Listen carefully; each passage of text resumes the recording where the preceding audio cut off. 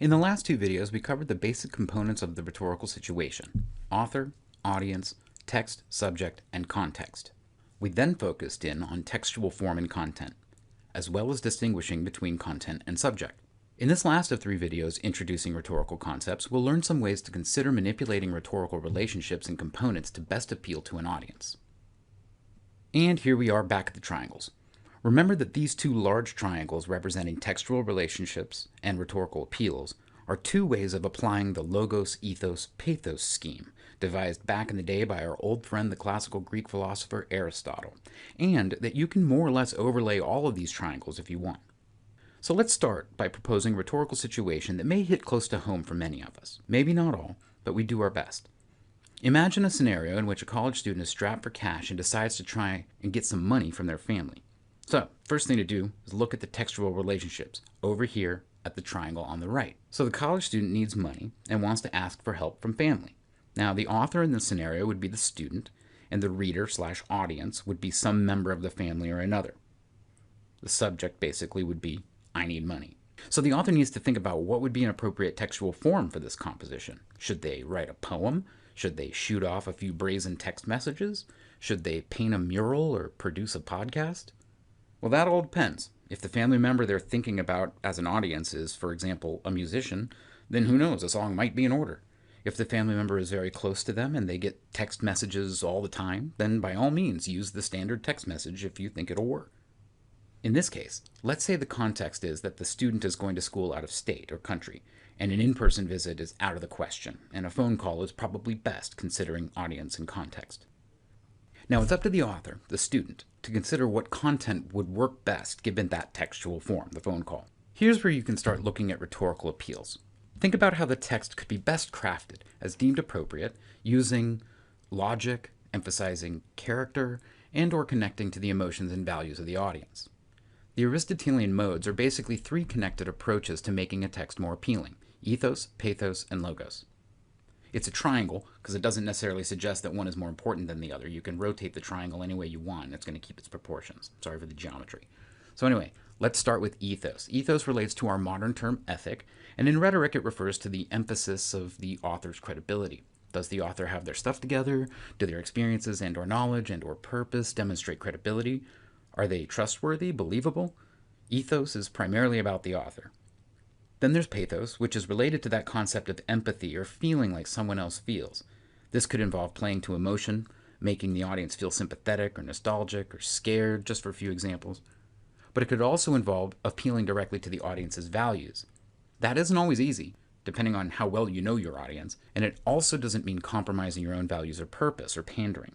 It might just be considering ways in which you can frame your attitude towards a subject in a way that the audience can identify with. And finally, there's logos, root to our modern English word logic, wherein reasoning and evidence are employed to convince the audience about the subject from a less subjective angle. So depending on the rhetorical situation, one or all of these may come in very handy.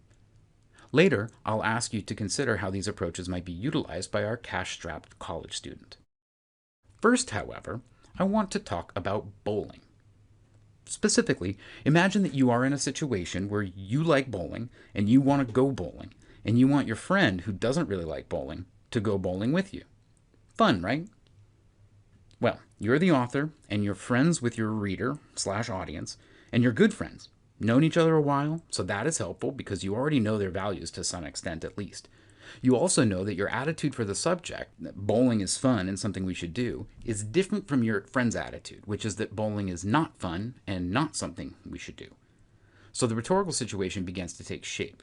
Your decision now is to think about these relationships, think about context as well, and then determine what form for the text would be most effective to get your friend to change their mind.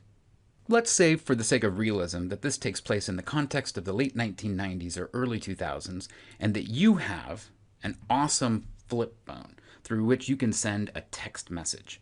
This form, the basic text message, is simple, short, informal. Perfect, you decide, because you know the relationship you have with your friend.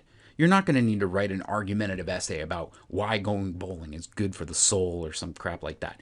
That wouldn't be appropriate for the forum, and it wouldn't be appropriate for your audience because you know they don't like reading long things. So let's consider one option.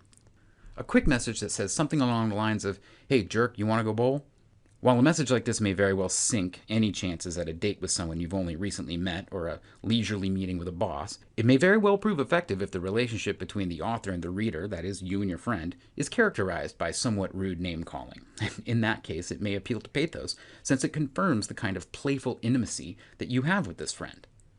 However, further analysis reveals that it almost completely ignores ethos and logos, and it really doesn't connect with your friend's values either. In other words, this can't be the most effective text, even if this friend does appreciate the jibe and finds it funny and or endearing. How about a message like this then? Bumpers tonight and $5 pitchers, yo.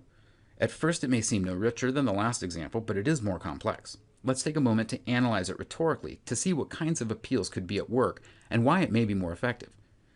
Sending this message, similarly to the last possibility, could be understood as demonstrating a kind of humor and friendly intimacy, and received well by the friend, the audience, and in a way it would appeal to pathos because it would strike that emotional aspect.